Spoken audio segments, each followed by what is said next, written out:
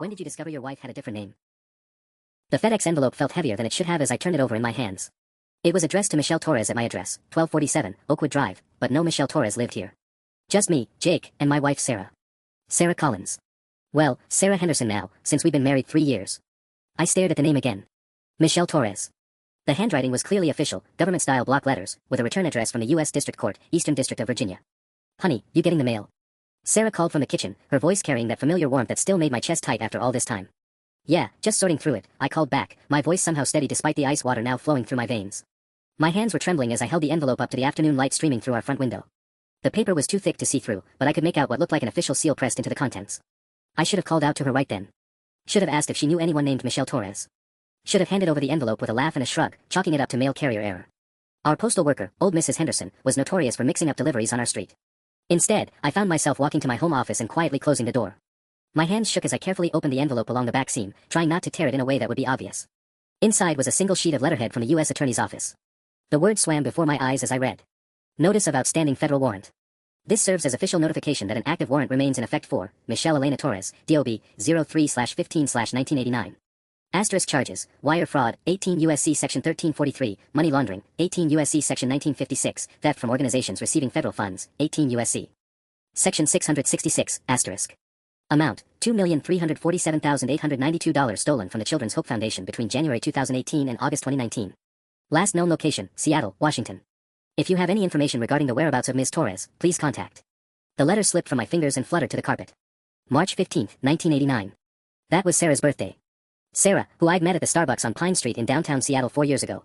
Sarah, who'd seemed so nervous on our first date, constantly looking over her shoulder. Sarah, who'd suggested we move to Virginia after just 6 months of dating because she wanted a fresh start somewhere new. Sarah, who'd insisted on a courthouse wedding because big ceremonies made her anxious. Sarah, who didn't have any family photos in our house because there'd been a fire at her childhood home. Sarah, who'd never once mentioned any previous jobs, claiming she'd been freelancing before we met. Jake. The casserole's ready. Her voice drifted through the door, same as every Thursday evening for the past 3 years. Except now it sounded different. Now every inflection seemed calculated, every word a potential lie. I picked up the letter with shaking hands and read it again, hoping the words would change, hoping I'd misunderstood something. But there it was in black and white, my wife was wanted by the FBI for stealing over $2 million from a children's charity. The woman I loved, the woman I thought I knew, was a federal fugitive. I sat frozen in my office chair for what felt like hours but was probably only minutes, staring at the letter until the words blurred together. $2 million. From a children's charity. The woman who cried during those ASPCA commercials had stolen money meant for sick kids. Jake. Sarah's voice was closer now, just outside the office door. Everything okay in there? I scrambled to fold the letter and shove it into my desk drawer, my heart hammering so loud I was certain she could hear it through the door. Yeah, just work stuff. Be right out. The doorknob turned before I could stop her. I thought we agreed no work after. Sarah stopped mid-sentence, her eyes immediately going to my face. Those beautiful green eyes that I'd stared into when I proposed, when we exchanged vows, during countless quiet mornings over coffee. You look pale. Are you feeling all right? Fine, I managed, trying to arrange my features into something resembling normal. Just a headache. But Sarah had always been observant. It was one of the things I'd fallen in love with, how she noticed when I was stressed about a difficult client, or when I was worried about my dad's health, or when I needed to talk through a problem. Now that same intuition felt dangerous. Her gaze shifted to the desk, to the slightly askew papers where I'd hastily hidden the letter. What were you looking at? Nothing important. The lie tasted bitter. Just some tax documents for the Morrison account. She stepped closer, and I fought the urge to physically block her view of the desk. This was Sarah. My Sarah. The woman who brought me soup when I was sick, who laughed at my terrible jokes, who'd held my hand through my mother's funeral last year. Except she wasn't Sarah, was she? You're acting strange, Jake. Her voice had changed slightly, cooler, more careful. Are you sure everything's okay? I forced a smile that felt like broken glass. Just tired. Long day. For a moment, we stared at each other across the small office. The silence stretched between us, heavy with something I couldn't name. Then Sarah's expression softened back into the familiar warmth I knew so well. Come eat dinner, she said, reaching for my hand. I made your favorite. The King Ranch casserole with extra cheese. Her fingers intertwined with mine, warm and familiar, and for a split second I almost convinced myself I'd imagined the whole thing. This was my wife.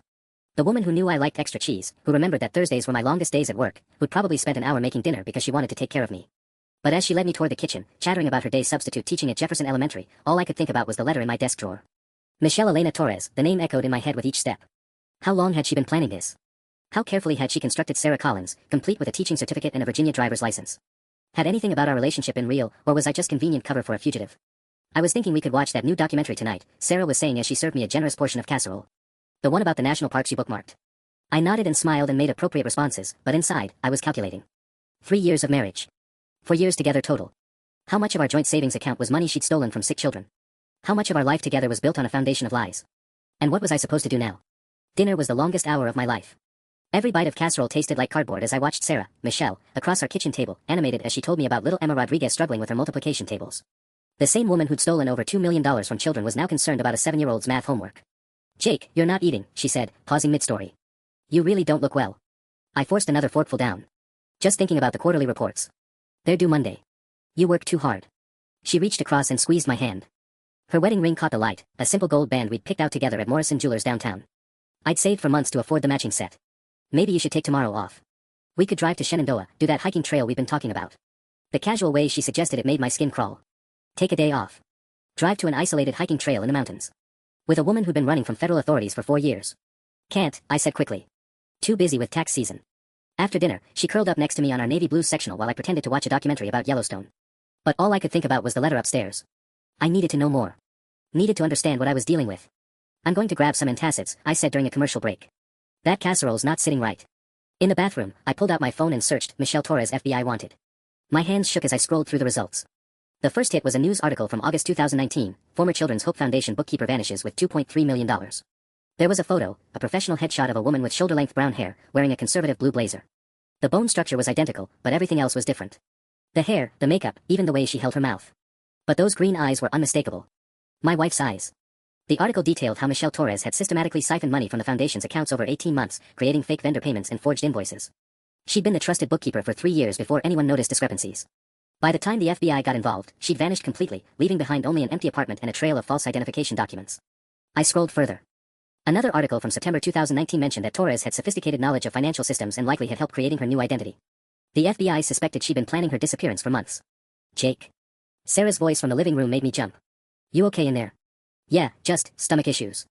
I cleared my throat and kept reading. The foundation had been forced to cut services to over 300 children receiving cancer treatment. 3 employees had been laid off. The director, Margaret Hawthorne, was quoted saying, "Michelle was like family to us. We trusted her completely." The betrayal is devastating, but what hurts most is knowing these sick children are suffering because of her greed. I closed my eyes, pressing the phone against my forehead. The woman downstairs humming along to the documentary soundtrack had destroyed lives. Had stolen from dying children. And she'd been sharing my bed for 3 years. When I came back to the living room, Sarah was reading a book, some romance novel with a couple embracing on the cover. She looked so normal. So innocent. "Feeling better?" she asked without looking up. "Much." I settled back onto the couch, leaving more space between us than usual. She noticed immediately. "You seem distant tonight." "Just tired," I repeated, but she was studying my face with that sharp intelligence I'd once found so attractive.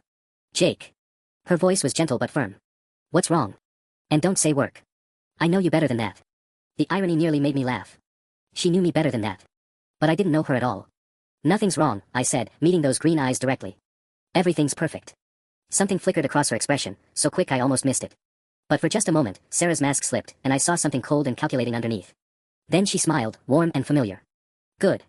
Because I love our life together." That night, I lay awake staring at the ceiling while Sarah slept peacefully beside me. Her breathing was deep and even, occasionally punctuated by the small sighs that used to make me smile. Now every sound felt like a performance, even in sleep.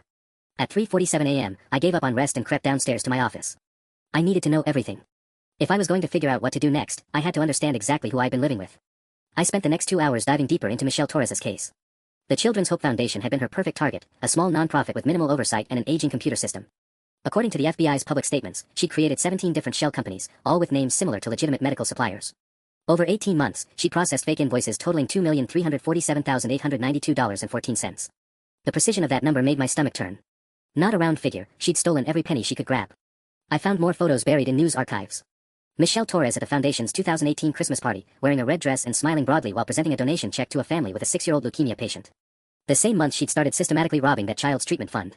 By sunrise, I'd constructed a timeline. Michelle Torres disappeared from Seattle on August 15, 2019. I'd met Sarah Collins at the Pine Street Starbucks on August 23, 2019. 8 days. 8 days to become an entirely different person. I remembered that first encounter so clearly. She'd been sitting alone at a corner table, stirring a latte she never seemed to drink. When I'd accidentally bumped her table reaching for extra napkins, she'd jumped like I'd fired a gun. I'd thought she was just shy, maybe recently heartbroken. So I'd asked if she was okay, and when she looked up at me with those incredible green eyes, I'd been lost. Now I realized she'd probably been scanning the coffee shop for federal agents. "You're up early." I spun around so fast I nearly knocked over my coffee. Sarah stood in the doorway wearing my old Georgetown t-shirt, her hair messy from sleep. She looked exactly like the woman I'd fallen in love with, and exactly like a stranger. Couldn't sleep, I managed. Thinking about the Morrison account. Her bare feet were silent on the hardwood as she crossed to where I sat. I'd minimized all the browser windows, but my hands were shaking again. She had to notice. You've been tossing and turning all night. She placed her hands on my shoulders, beginning to massage the knots of tension there. Once, this gesture would have melted away any stress I carried. Now her touch felt like a brand. Maybe you should see Dr. Patterson. You seem really anxious lately. Dr. Patterson. Our family physician. The man who'd given Sarah, Michelle, her new patient records when we'd moved to Richmond. Had she somehow fooled him too, or was he part of this somehow? I'm fine, I said, but my voice cracked on the words. Her hands stilled on my shoulders. In the reflection of my computer monitor, I could see her face behind me. She was studying the back of my head with an intensity that made my skin crawl. Jake, look at me. I had no choice but to turn around. She crouched down so we were at eye level, her expression serious. I need you to tell me the truth. What's going on? The question hung between us like a loaded weapon. I could see something shifting in her eyes, a calculation happening behind the concern. This was the moment.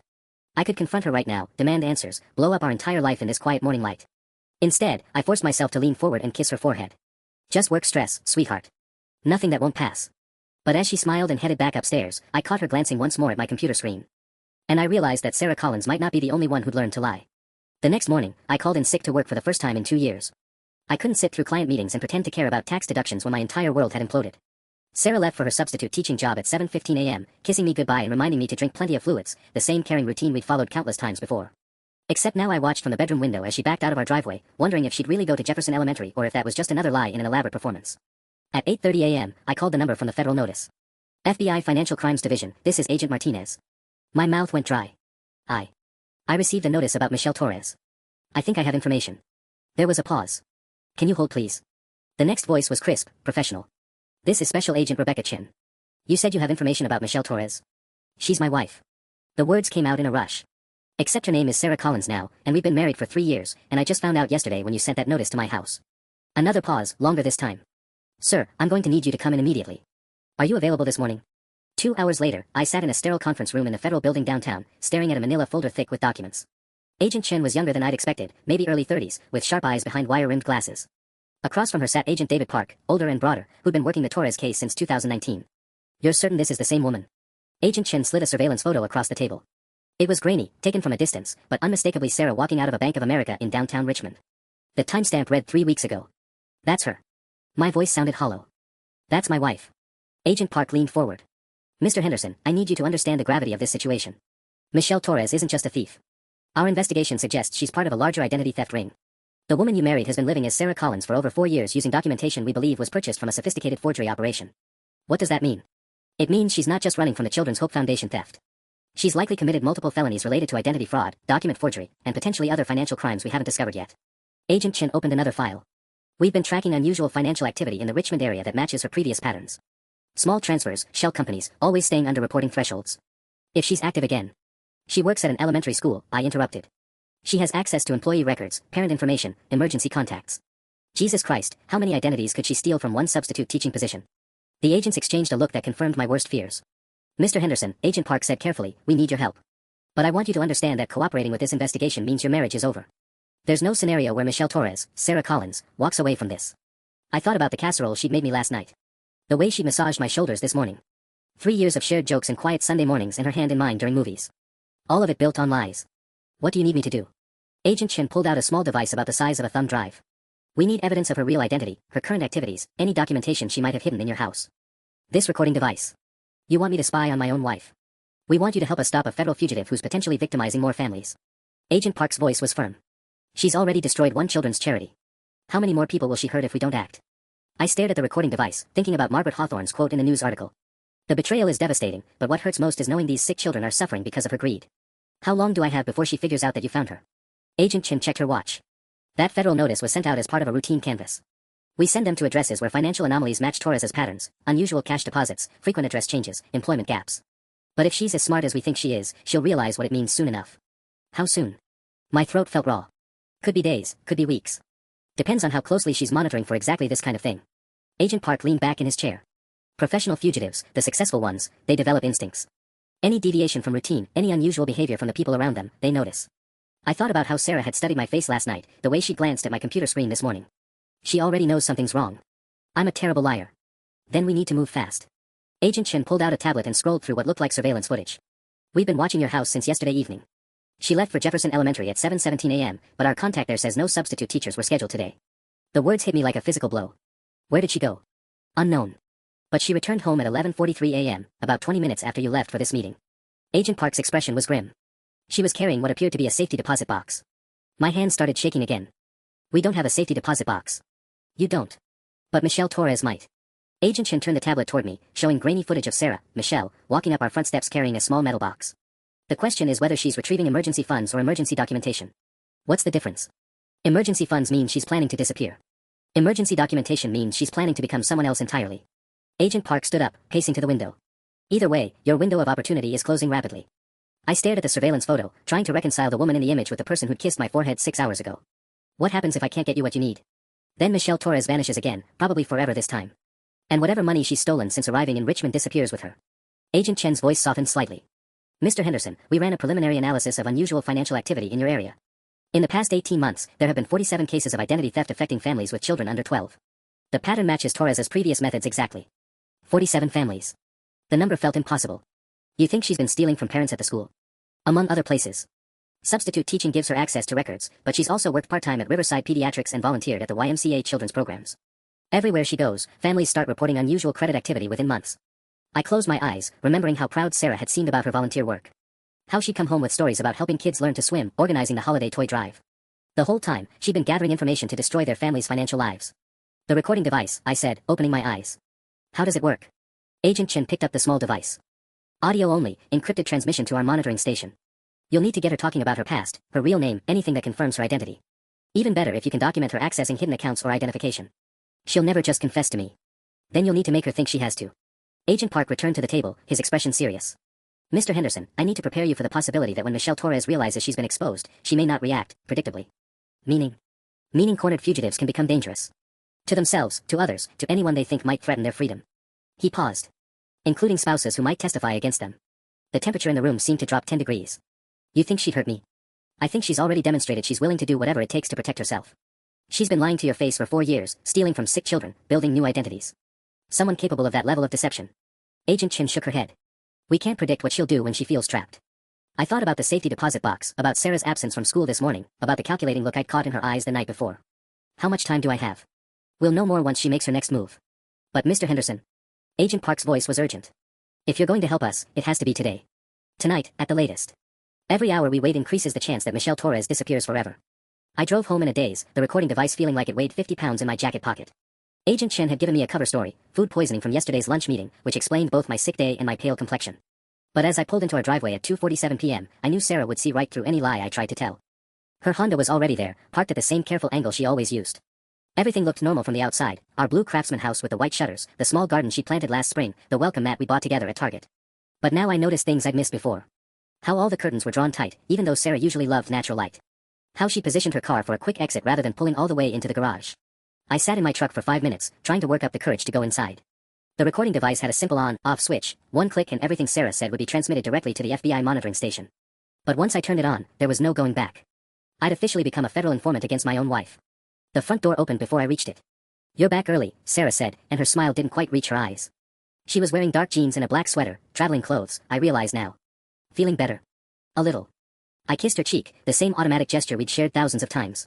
But this time I noticed how she tensed slightly, how her eyes tracked my movements. How was school? Cancelled.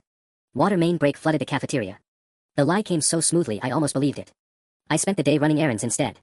Boring stuff, bank, grocery store, dry cleaning. Bank. The safety deposit box Agent Park had mentioned. My hand moved instinctively toward the recording device, but I stopped myself. Not yet. I was thinking, I said carefully, maybe we should take that vacation you mentioned. Get away for a few weeks. We both seem stressed lately. Something shifted in Sarah's expression, a flicker of surprise, then calculation. What brought this on? Just thinking about what you said. We work too hard. Maybe we need a change of scenery. I tried to keep my voice casual. Remember how we always talked about seeing Europe? Europe's expensive, Jake. And with tax season. Money's not an issue. We've got the savings account, plus I could cash out some of my 401k early. I watched her face carefully. Unless there's something wrong with our savings account I should know about. The question hung between us like a lit fuse. Sarah's green eyes studied my face with an intensity that made my skin crawl. Why would there be something wrong with our account? No reason. Just making sure we have enough for a real trip. I forced a laugh. Maybe we could swing by the bank tomorrow, figure out exactly what we're working with. Actually, Sarah said slowly, I was at First National today. There's been some unusual activity on our joint account. Probably just a computer glitch, but they're investigating. My blood turned to ice. Unusual activity. She was already moving money. What kind of unusual activity? Small transfers, odd timing. The manager thinks someone might have skimmed our debit card information. Her voice was perfectly steady, but I caught her glancing toward the staircase. They recommended we freeze the account temporarily, just to be safe. That's probably smart. My mouth felt like sandpaper. Did they say how long it would take to resolve? A few days. Maybe a week. She moved closer, placing her hand on my arm. But don't worry. I opened a temporary account for our immediate expenses. We'll be fine. A temporary account. In what name, I wondered. Sarah Collins or Michelle Torres? Or maybe someone entirely new, another identity she'd been building while I slept beside her each night. You're so good at handling this stuff, I managed. Financial things always stress me out. I know. Her smile was warm, familiar, devastating. That's what I'm here for. To take care of you. The irony was suffocating. She was taking care of me, all right. Taking care that I wouldn't be able to access our money when she disappeared. That evening, we fell into our normal routine with surreal precision. Sarah cooked dinner, grilled chicken with roasted vegetables, while I pretended to review client files at the kitchen table. But I was really watching her move around our kitchen, noting how she positioned a small overnight bag near the back door. How she kept her phone face down and checked it constantly. How she changed our Wi-Fi password sometime during the day, claiming the old one might have been compromised. Every detail felt like evidence of an escape plan I was too late to stop. At 8:15 p.m., while Sarah was in the shower, I finally activated the recording device and called Agent Chen. She's preparing to run, I whispered into my phone. Tonight, I think. Maybe tomorrow morning at the latest. We're ready, Agent Chen's voice crackled through the speaker. But we need her confession on tape, Mr. Henderson. Without it, she's just Sarah Collins with some suspicious financial activity. That's not enough to hold her while we build a case. How am I supposed to make her confess? Tell her you know.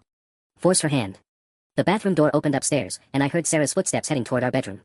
I have to go, I whispered, ending the call. An hour later, lying in bed while Sarah pretended to sleep beside me, I realized tomorrow would either bring justice or the complete destruction of everything I thought I knew about love, trust, and the woman I'd promised to spend my life with. The next morning came too soon. I'd maybe slept 2 hours total, every small sound from Sarah making me wonder if she was packing, or calling someone, or simply gone. But when my alarm went off at 6:30 a.m., she was still there, breathing softly beside me with her hair spread across the pillow. For a moment, watching her sleep, I could almost pretend none of it was real. Then she opened her eyes, and I saw the alertness there, like she'd been awake for hours, just waiting. Morning, she said, stretching in a performance of normalcy. I was thinking we should go out for breakfast today. That little place on Grove Street you like. Grove Street was 15 minutes from our house, in the opposite direction from downtown. Away from the FBI field office, away from anywhere agents might be positioned to watch us. Sure, I said, my mouth dry. Sounds perfect. She smiled and headed for the shower, but not before I caught her slipping her phone into the bathroom with her. In 4 years together, Sarah had never taken her phone into the shower. Not once. While water ran upstairs, I checked our bedroom with new eyes. Her jewelry box was empty. I could see the impression in the felt where her grandmother's necklace used to sit, the one she claimed was her only family heirloom. Her half of the dresser looked normal, but when I opened the drawers, everything had been subtly reorganized. Clothes folded differently. Space optimized like she'd removed items but tried to hide the gaps. The recording device felt like a lead weight in my pocket as I went downstairs to make coffee. Agent Chen had been clear, they needed Michelle Torres to incriminate herself on tape. But looking at our kitchen, the ceramic mugs we'd picked out together, the coffee maker she'd surprised me with last Christmas, the refrigerator covered in photos from our life together, I couldn't figure out how to destroy everything we built. Even if it had all been a lie. Jake. Sarah's voice from the top of the stairs made me jump. Could you grab my black purse from the hall closet? The big one. The black purse. I'd seen her carry it maybe twice in 3 years, always claimed it was too bulky for daily use. But now I realized it wasn't a purse at all. It was a travel bag, sized perfectly for documents and cash. Can't find it, I called back, though I hadn't looked. Her footsteps on the stairs were faster than usual. That's weird. I left it right behind the winter coats. I watched her rummage through the closet with barely controlled urgency, finally emerging with the leather bag clutched tightly against her chest. Whatever was inside, she needed it today. Ready for breakfast? She asked, but her eyes were checking the living room, the kitchen, mentally cataloging what she was leaving behind. In the car, Sarah was quieter than usual, responding to my attempts at conversation with distracted murmurs. She kept checking the mirrors, not for traffic, but scanning for vehicles that might be following us. When we passed a Richmond police cruiser at a red light, I felt her entire body tense. The restaurant was nearly empty at 8:47 a.m. on a Thursday morning, just us and an elderly couple sharing a crossword puzzle in the corner booth. Sarah chose a table near the back exit, positioning herself to watch both entrances. You seem nervous, I said after we'd ordered. Everything okay? Just tired. But her fingers were drumming against the table, and she'd barely touched her orange juice. Jake, I've been thinking about what you said yesterday. About taking a vacation. Here it comes, I thought. The recording device was active in my jacket pocket, transmitting everything to the FBI monitoring station 6 miles away. What about it? Maybe we should do something more spontaneous. Instead of planning a big European trip. Her green eyes met mine across the table. Like, what if we just picked a destination and went? Today. Today. I tried to look surprised rather than terrified. Sarah, I can't just leave work without notice. The Morrison Quarterly reports. Forget Morrison. Her voice carried an edge I'd never heard before. Forget the reports, forget the office, forget everything. Let's just go. The desperation underneath her casual tone made my chest tight. This was it, the moment Michelle Torres stopped pretending to be Sarah Collins and revealed herself as a woman who needed to disappear. Where would we go? I asked carefully. Somewhere warm. Mexico, maybe. Or Costa Rica. She leaned forward, and suddenly her hand was covering mine with surprising strength. Somewhere we could start fresh. Just you and me. Start fresh. The same phrase she'd used 4 years ago when suggesting we move to Virginia. Sarah, what's really going on? I kept my voice gentle, concerned. You're scaring me a little. For a long moment, she stared at our joined hands. When she looked up, something fundamental had changed in her expression. The warmth was gone, replaced by a calculating coldness I'd never seen before. How long have you known? She asked quietly. My heart stopped. Known what? Don't. Her grip on my hand tightened until it hurt. Don't insult my intelligence, Jake. I saw you searching online Tuesday night. I know about the federal notice you hid in your desk. And I know you called someone yesterday morning while I was out. The restaurant suddenly felt smaller, the walls pressing in. Sarah.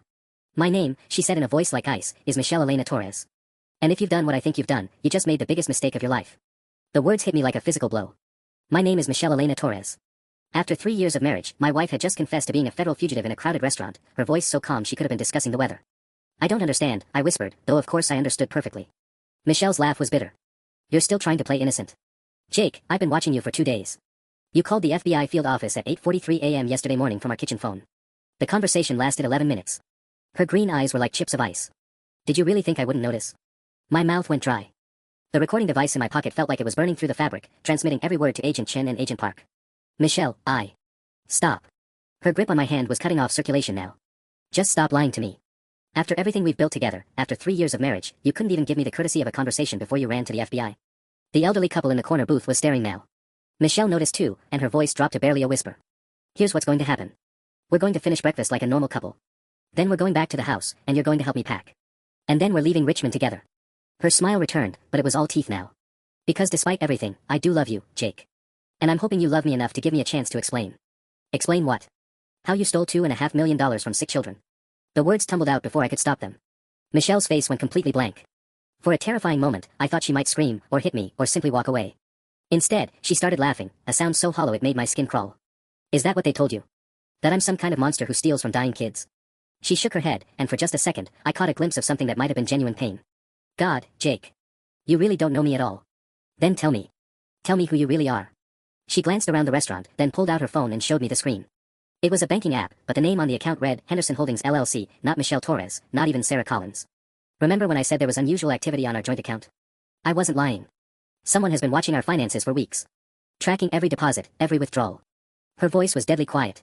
The same someone who sent that federal notice to our house. My blood turned to ice. What are you saying? I'm saying that notice wasn't random, Jake. It was targeted. Someone wanted me to know they'd found me.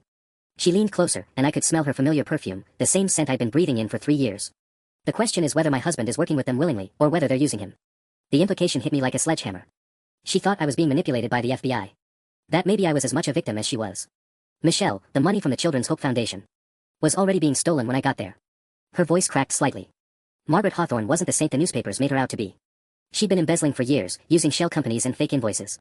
When I found out, she offered me a choice, take the fall for everything, or watch her destroy evidence that would implicate dozens of other people. I stared at her, trying to process what she was saying. You're telling me you were framed? I'm telling you the truth is more complicated than whatever the FBI told you.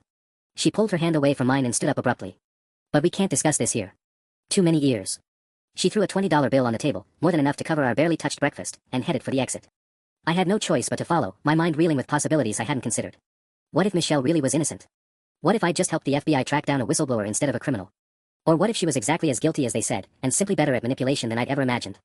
The drive home was the longest 20 minutes of my life.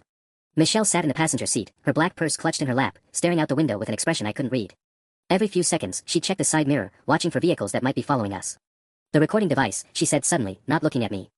You're wearing one right now, aren't you? My hands tightened on the steering wheel. There was no point in lying anymore.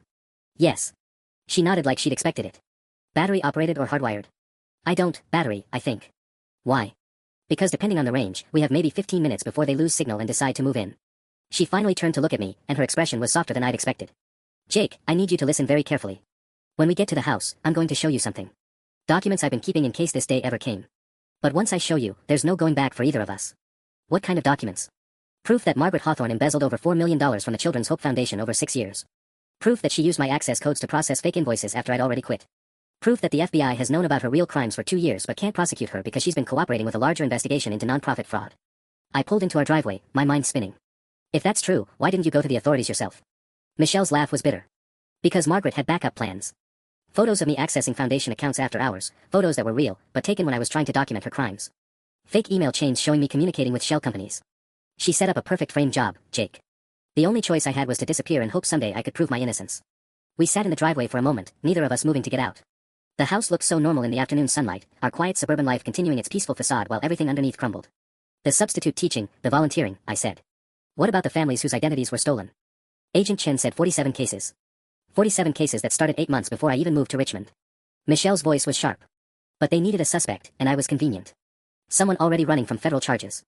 She reached into her purse and pulled out a manila envelope. I've been tracking the real identity thief for 2 years. Getting close to proving who it is. Who? She hesitated. Someone with access to the FBI database. Someone who's been using ongoing investigations as cover for their own crimes. The implications sent ice through my veins. You're saying Agent Chen or Agent Park? I'm saying you need to see the evidence before you decide who to trust. Michelle opened the car door. But Jake, once we go inside, once I show you what I found, they're going to consider you an accessory. There won't be any going back to your normal life. I thought about Agent Chen's professional demeanor, Agent Park's urgency to get me wired up and recording. How quickly they'd been able to mobilize surveillance on our house. How certain they'd seemed that Michelle was guilty.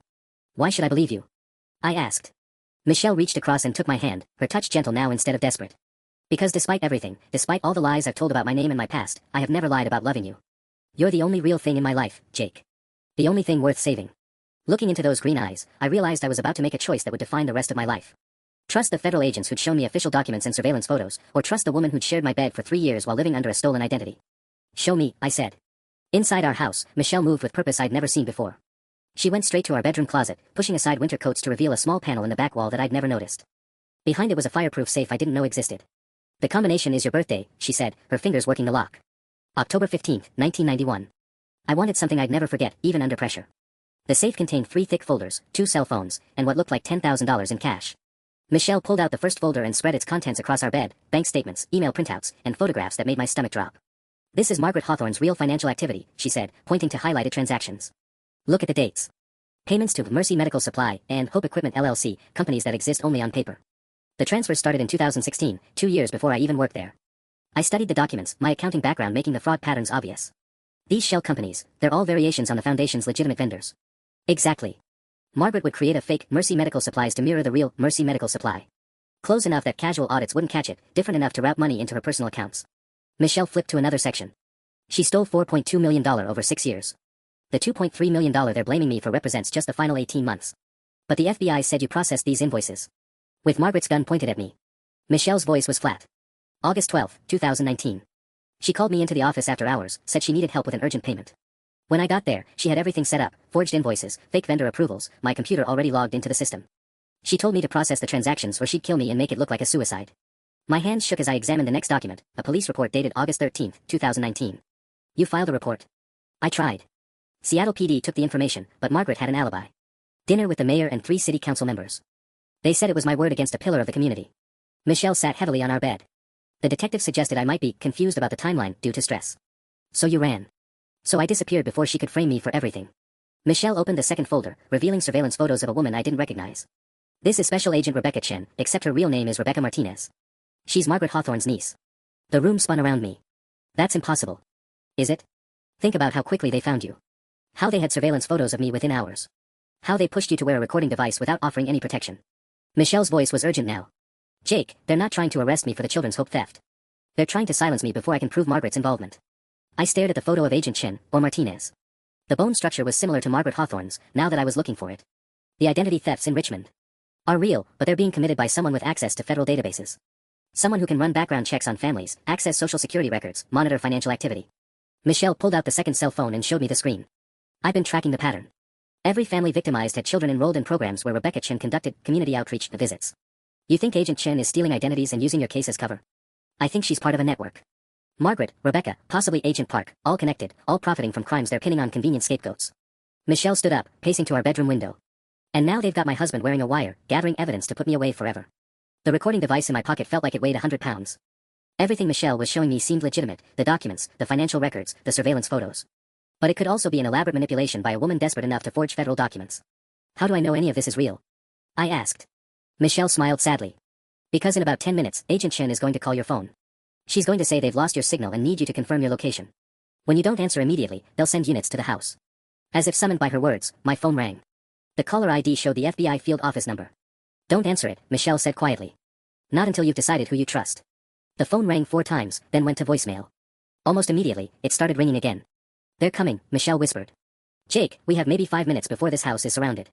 You need to choose right now, come with me and help me prove the truth, or stay here and let them arrest the only person who's been investigating the real crimes. Through our bedroom window, I could see a dark sedan pulling slowly down our street. Then another. If you're lying to me, I said, if any of this is fake. Then I'm the most elaborate con artist in history. Michelle was shoving documents back into folders, moving with practiced efficiency.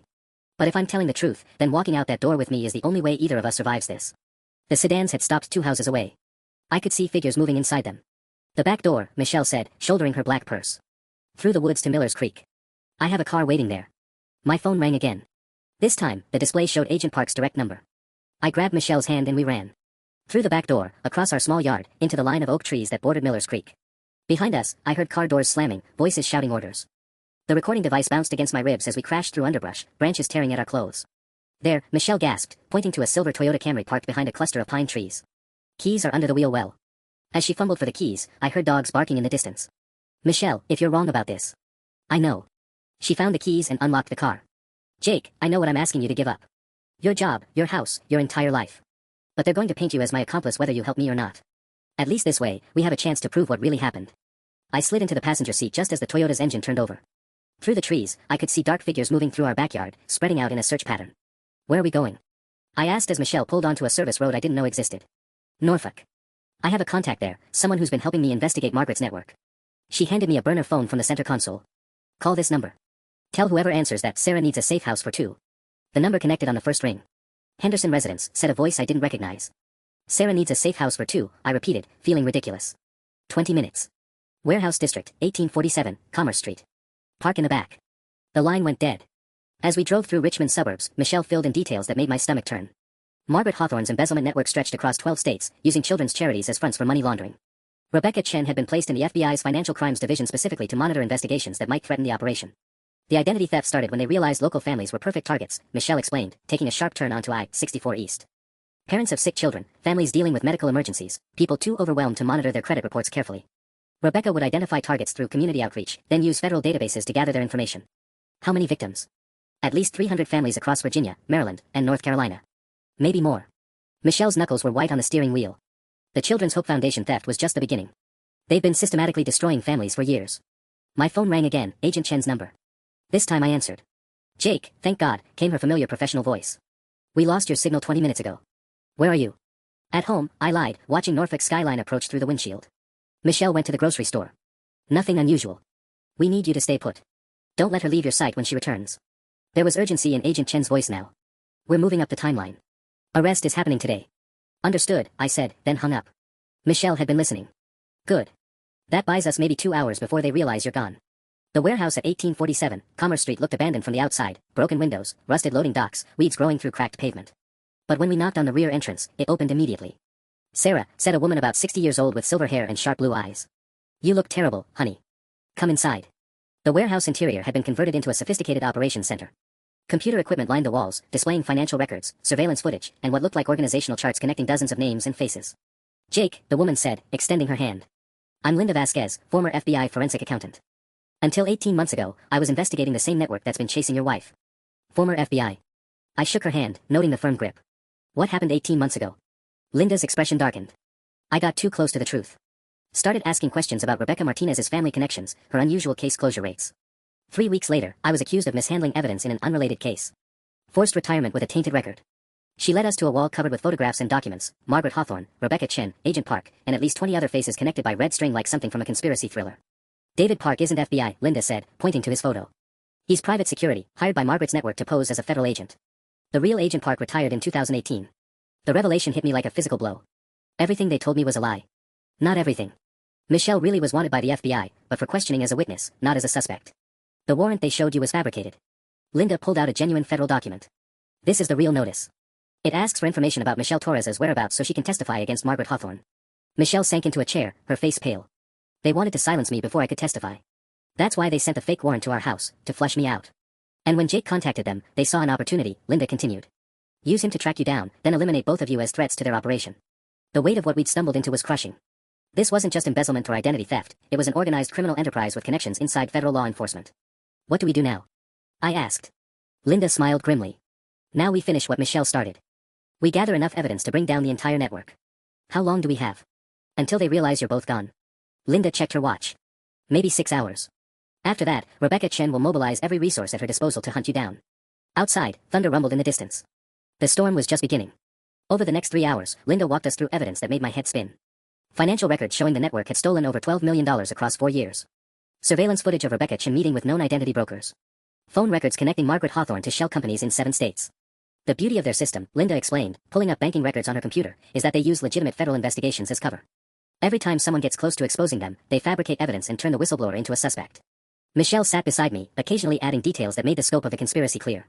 Margaret recruited Rebecca straight out of Quantico. Planted her in financial crime specifically to monitor investigations that might threaten their operation. And Agent Park? I asked. David Park, the real one, discovered irregularities in several charity fraud cases in 2018. 3 weeks later, he died in a car accident. Linda's voice was flat. The man you met yesterday is Thomas Brennan, former private security. He's been impersonating Park for 2 years. The implications were staggering. Not only had I been manipulated by criminals posing as federal agents, but they'd murdered at least one real FBI agent to protect their operation. My phone buzzed with a text from Agent Chen, * Jake, we need immediate contact. Michelle's car was spotted leaving Richmond. Are you safe, *? They know we're gone, I said, showing Linda the message. Expected. But they don't know where we are yet. Linda pulled up a map of Virginia on her screen. Rebecca will assume you're heading north, D.C., Baltimore, somewhere with federal buildings where Michelle might try to surrender to legitimate authorities. Instead we're going south, Michelle said. To Jacksonville. I have contacts there who can get this evidence to the real FBI. Linda nodded. But first, we need one more piece of proof. Something that directly connects Rebecca Chen to the identity thefts in Richmond. She led us to another computer terminal, this one displaying what looked like federal database access logs. I've been monitoring Rebecca's computer activity for months. Every time she runs unauthorized background checks, I capture the data. The screen showed dozens of searches, social security numbers, credit reports, employment histories. All for families in the Richmond area. All conducted by Rebecca Chen using her FBI credentials. This is it, Michelle breathed. Proof she's been using federal resources to commit identity theft. Better than that, Linda said, scrolling through the records. Look at the timing. She accessed the Morrison family's financial information 3 days before their identities were stolen. The Rodriguez family, 2 days. The pattern is consistent across 43 cases. I stared at the screen, recognizing some of the names from my own accounting practice. The Hendersons, that's my client Patricia Henderson. Her daughter's medical bills were compromised last month. Rebecca Chen accessed Patricia Henderson's records on February 14th, Linda confirmed. The identity theft was reported February 17th. The evidence was overwhelming, but Linda's expression remained grim. The problem is getting this information to legitimate authorities before Rebecca's network silences us permanently. As if summoned by her words, Linda's security system chimed with an alert. On the monitors, 3 black SUVs were pulling into the warehouse parking lot. How did they find us? Michelle gasped. Linda was already moving, grabbing hard drives and shoving them into a duffel bag. They've probably been tracking Jake's phone, even powered off. Basic GPS triangulation. The sound of car doors slamming echoed from outside. Through the security cameras, I could see figures in tactical gear moving to surround the building. Back exit, Linda said, tossing Michelle a set of keys. Blue Honda in the rear lot. Take Highway 13 south to Chesapeake, then I-64 west toward Norfolk International. There's a private airfield. The front door exploded inward in a shower of splinters and smoke. Through the haze, I saw Rebecca Chen step inside, but she wasn't wearing FBI gear. She was dressed in black tactical clothing, carrying military-grade weapons. This way. Linda shoved us toward a concealed door I hadn't noticed before. Whatever happens, get that evidence to Jacksonville. As we ran, I heard Rebecca Chen's voice behind us, cold and professional. Subjects are fleeing through the rear exit. Maintain pursuit. No survivors. No survivors. The words chased us into the Virginia night as we ran for our lives. The blue Honda's engine turned over just as the warehouse behind us erupted in gunfire. Linda's security cameras had gone dark, but I could see muzzle flashes through the broken windows as we peeled out of the rear lot. She's dead, Michelle said flatly, watching the building shrink in our mirrors. Linda's dead because of me. Because of them, I corrected, but my hands were shaking so badly I could barely grip the passenger door handle. The woman I'd trusted as Agent Chen had just ordered our execution like she was requesting coffee. Michelle drove with mechanical precision, taking seemingly random turns through Norfolk's industrial district. There's something I didn't tell you about Jacksonville. About my contact there. What now? My voice cracked with exhaustion. It's Margaret Hawthorne. I stared at her. The woman who supposedly framed you is helping us. The woman who's been feeding information to Linda for 8 months. Michelle's knuckles were white on the steering wheel. Margaret figured out that Rebecca was planning to eliminate her too. Clean house, tie up loose ends. When you've stolen $12 million, even your aunt becomes expendable. The revelation made my head spin. So Margaret really was embezzling. But not alone. And not by choice, not initially. Michelle took a sharp right onto Military Highway. Rebecca recruited her in 2016, said the FBI needed an inside source at the foundation to investigate other charities suspected of fraud. By the time Margaret realized she was being used as a front for Rebecca's identity theft network, she was already in too deep. Behind us, headlights appeared in the distance, two sets, moving fast in formation. They're following us, I said. Michelle checked the mirror and pressed harder on the accelerator. Call this number, she said, rattling off digits while navigating traffic at 70 miles per hour. Tell whoever answers that package delivery is compromised, need alternate route to Jacksonville. The phone rang twice before a familiar voice answered. Margaret Hawthorne speaking. This is Jake Henderson. Package delivery is compromised, need alternate route to Jacksonville. Mr. Henderson. Margaret's voice was crisp, businesslike. I've been expecting your call. How far behind you are they? I twisted to look out the rear window. The headlights were closer now, maybe half a mile back. Two vehicles, gaining fast. Take exit 289 to Chesapeake Bay Bridge. There's a marina at mile marker 47, Sunset Harbor. I have a boat waiting. Do you understand? Sunset Harbor, mile marker 47. The boat is a 36-foot Catalina named Second Chance. Captain Morrison will be waiting. He'll take you to a safe house in North Carolina. Margaret paused. Mr. Henderson, I need you to understand that what Rebecca told you about Michelle was partially true. She did process those final transactions at the foundation. My stomach dropped. What? But she did it to save my life. Rebecca had threatened to kill me if Michelle didn't help create a paper trail that implicated us both. Michelle was supposed to disappear afterward, taking the blame for everything. Instead, she spent 3 years gathering evidence to expose the entire network. Michelle was watching my face as she drove. Jake, I wanted to tell you everything from the beginning. But the less you knew, the safer you were. Until yesterday, I said. Until they decided you were a liability too. Margaret's voice came through the phone speaker. Rebecca's orders are to eliminate both of you and make it look like a murder-suicide. A distraught husband discovers his wife's criminal past and snaps. The headlights behind us were close enough now that I could make out the shapes of the vehicles, black SUVs with tinted windows. Exit 289, Michelle said, taking the ramp so fast the Honda's tires squealed. I can see the bridge. Chesapeake Bay stretched out before us, dark water reflecting the lights of Norfolk's skyline. Mile marker 47 flashed past, and Michelle turned sharply into Sunset Harbor Marina. Dock 12, Margaret's voice crackled through the phone. Captain Morrison is expecting you. The evidence Linda gave you needs to reach Jacksonville by dawn. I have a federal judge standing by to review it. We screeched to a stop at Dock 12, where a weathered man in his 60s was already starting the engines of a sleek sailboat. You Henderson, he called out. Yes. Get aboard. Now. As we ran down the dock, the black SUVs roared into the marina parking lot. Doors slammed, and I heard Rebecca Chen's voice shouting orders to spread out and secure the perimeter. Captain Morrison cast off the lines as we tumbled onto the deck. Hold on, he warned, then pushed the throttle forward. The Catalina shot away from the dock just as tactical lights swept across the marina. Behind us, I heard the distinctive crack of rifle fire, but we were already beyond range, racing across dark water toward North Carolina and what I hoped was safety. In the distance, Rebecca Chen's voice carried across the water, cold and furious. Find them. I don't care what it takes. The safe house turned out to be a modest beach cottage in Nags Head, North Carolina, where we spent the next 18 hours reviewing evidence with a team of legitimate federal agents Margaret had contacted through back channels. By sunrise, we had assembled a case file that connected Rebecca Chen to over 400 cases of identity theft and $11 million in fraudulent transactions.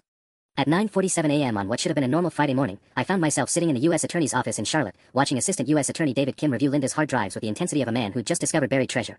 This is extraordinary, he said, scrolling through banking records on his laptop. We've been investigating charity fraud for 3 years, but had no idea it was this extensive. Or that it involved someone inside the bureau.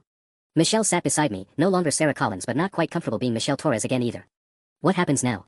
Now we arrest everyone involved. Starting with Rebecca Chen. Kim pulled out his phone and made a call that lasted exactly 90 seconds. When he hung up, he was smiling. Special Agent Chen was taken into custody 23 minutes ago in Norfolk. She was found in possession of stolen identification documents for 47 families and approximately $200,000 in cash. And Margaret Hawthorne? I asked. Will receive immunity in exchange for her testimony. Without her cooperation, we never would have connected the network to federal law enforcement. Kim closed his laptop. Mr. Henderson, your cooperation in this investigation has been invaluable. Both of you. Through the office window, I could see the Charlotte skyline gleaming in the morning sun. Normal people going to normal jobs, living normal lives where their spouses were exactly who they claimed to be. What about us? Michelle asked quietly. Jake and me, I mean. What happens to our marriage? Kim's expression softened slightly. That's not a legal question, Mrs. Torres. That's something you'll need to figure out together. 6 weeks later, I received a call from Margaret Hawthorne. Rebecca Chen had pled guilty to 47 counts of identity theft, wire fraud, and conspiracy. She was sentenced to 32 years in federal prison. The fake agent Park, Thomas Brennan, received 25 years. 12 other network members had been arrested across 7 states. The Children's Hope Foundation had been fully reimbursed from seized assets, plus enough additional funds to expand their services to 600 children. And Michelle Torres, my wife, whose real name I'd only known for 2 months, was officially cleared of all charges. We had dinner that night at a small restaurant in Richmond, the same city where our old life had exploded. She'd moved into an apartment downtown while we figured things out. I'd kept the house on Oakwood Drive, though it felt too quiet now, too full of memories of a woman who'd never really existed. I know this is probably impossible, she said over wine that tasted nothing like the future I'd imagined, but I need to ask. Do you think we can start over? Not as Jake and Sarah, but as ourselves this time. I studied her face, those same green eyes, but somehow different now. Clearer. More honest. The woman across from me had saved hundreds of families from financial ruin, had risked everything to expose a criminal network, had chosen to trust me with the truth even when it meant destroying our comfortable lives. I don't know, I said finally. But I'd like to find out. She smiled then, the first genuinely relaxed expression I'd seen from her since that FedEx envelope arrived at our door. So would I.